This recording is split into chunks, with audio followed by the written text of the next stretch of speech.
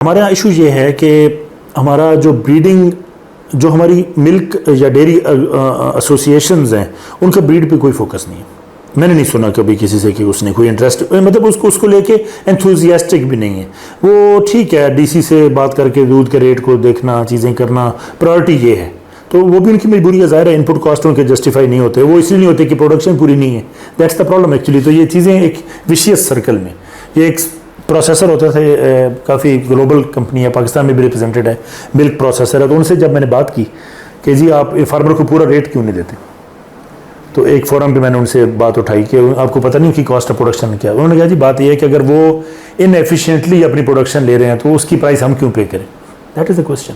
تو یہی بات مارکیٹ بھی کہتی ہے کہ ایک دودھ اگر فار ایگزامپل 100 روپے یا 120 روپے لیٹر پڑنا چاہیے تھا اگر اس کو 180 روپے لیٹر پڑ رہا ہے تو بائر کا تو مسئلہ نہیں ہے نا. یہ that's actually this is how market بیہیوز globally. اب ہم کہیں جی ہمارا گوشت تو پڑتا ہے فار ایگزامپل 5000 کا کیجی تو دنیا ہم سے خریدے 5000 میں تو کوئی بھی نہیں لے گا کیونکہ ہمارا مسئلہ ہے ان کا تو نہیں ہے. So we need to improve our efficiencies and the processes and the husbandry practices کہ تاکہ ہم اس کو میٹ کر سکیں.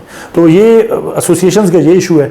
گورنمنٹ کا جو ہے سین یہ تھا کہ وہ انڈیجنس بریڈز کو پریفر کر رہے ہیں وچ از فائن. میں سمجھتا ہوں کہ جو ہماری انڈیجنس بریڈز ہیں ابھی تک ڈیفائن کرنا تو بہت مشکل ہے کہ کون سی ڈیری ہے کون سی بیف ہے بٹ میں سمجھتا ہوں کہ یہ ہماری ہیریٹیج بریڈز ہیں ان پہ کام ضرور ہونا چاہیے. میرا اپنا جو تعلق جس علاقے سے ہے وہاں دھنی بڑی پاپولر ہے تو ہم بڑے اس کو ایک آنر فیل کرتے ہیں کہ ہمارے لیے ایک وہ نا ایک جیسے آپ نے پیٹ رکھا ہوتا ہے. بٹ ایک بات ہوتی ہے اسے کہتے ہیں ٹریٹ آف اکنامک امپورٹنس.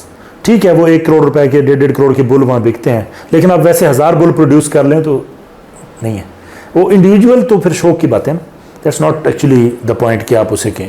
یہ تو وہی ہے نا کہ ایک بندے نے گاڑی خریدی 2000 ماڈل تو وہ باہر چلا گیا وہ اسی طرح کھڑی رہی اس کے ٹائر بھی وہی ہیں یہ وہ تو اب وہ اس کا 4 ملین ڈیمانڈ کر رہا ہے تو وہ والا سین ہے. بٹ ایکچولی یہ نہیں کہ اب سارے اگر یا جس کمپنی نے اصل میں وہ گاڑی بنائی ہے وہ اسی ماڈل کو پرانے کو پروڈیوس کر کے دینا شروع کر دے تو دیٹس ناٹ دا کیس. انڈیویجولیٹیز پہ کام چل رہا ہے تو وہ ٹھیک ہے ہماری ہیریٹیج کی حد تک ہماری ثقافت کی حد تک وہ اسے رہنا چاہیے.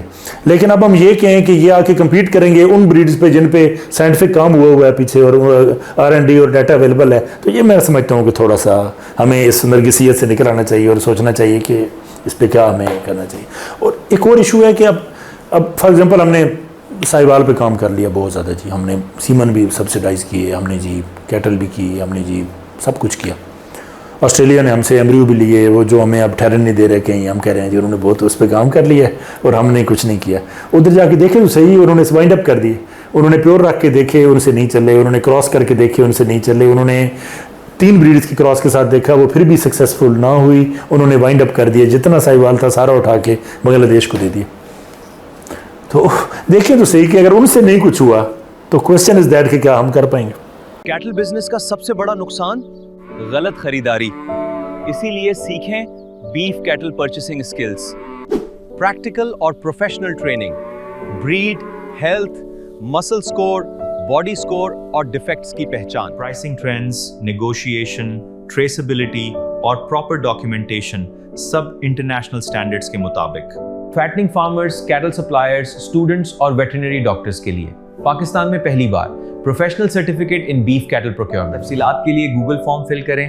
Signature skills and certifications, your progress partner.